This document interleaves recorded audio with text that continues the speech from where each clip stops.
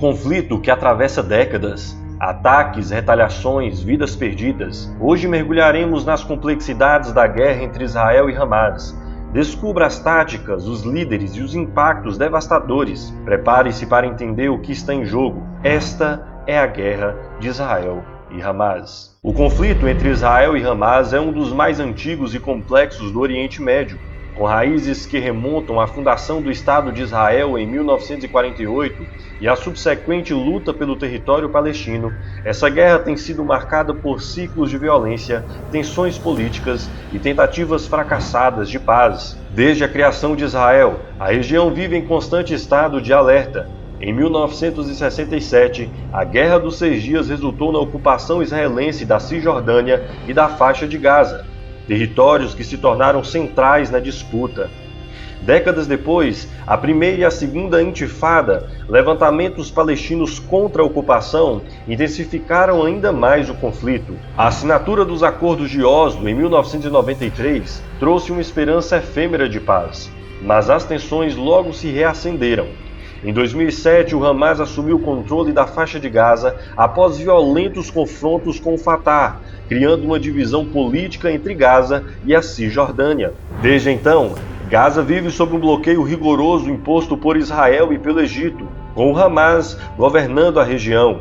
Este bloqueio, combinado com ciclos de violência, ataques de foguetes e incursões militares, tem causado sofrimento imenso à população civil. Nos últimos anos, a tensão na região tem sido alimentada por ataques esporádicos e retaliações constantes. Na manhã de segunda-feira, 27 de maio de 2024, Israel confirmou um ataque aéreo a Tal al-Sultan, em Rafah.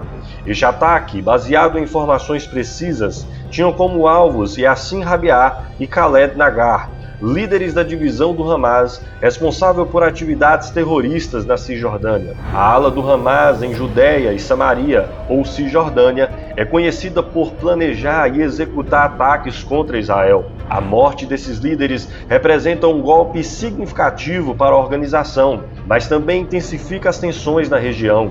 Este não foi um evento isolado, mas parte de uma longa série de confrontos entre as forças israelenses e militantes do Hamas.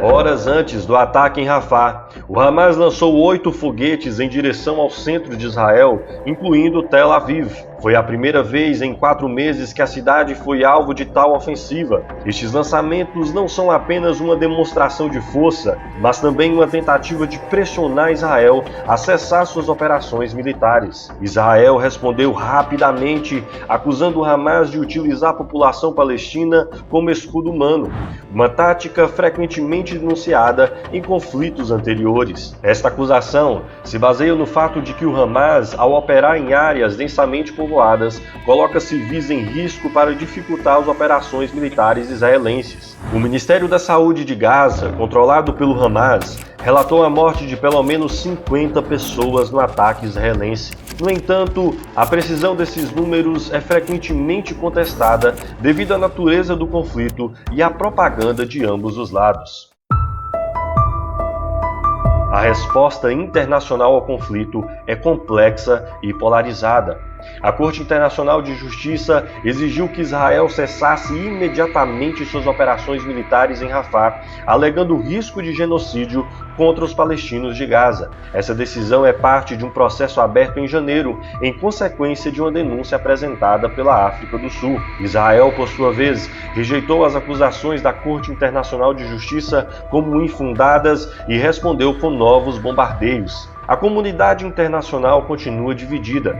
Enquanto alguns países pedem sanções e intervenção, outros defendem o direito de Israel à autodefesa. As ruas de várias cidades ao redor do mundo foram tomadas por protestos, refletindo a profunda divisão de opiniões sobre o conflito. De um lado, há aqueles que veem Israel como um Estado agressor.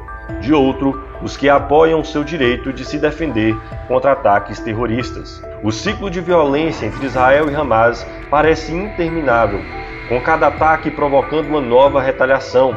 As mortes de Yassin Rabia e Khaled Nagar podem ter sido um golpe estratégico, mas a paz ainda parece distante. Enquanto líderes discutem e combatem, É a população civil que sofre as maiores consequências. A esperança de um futuro mais pacífico permanece, mas só o tempo dirá se essa esperança se tornará realidade.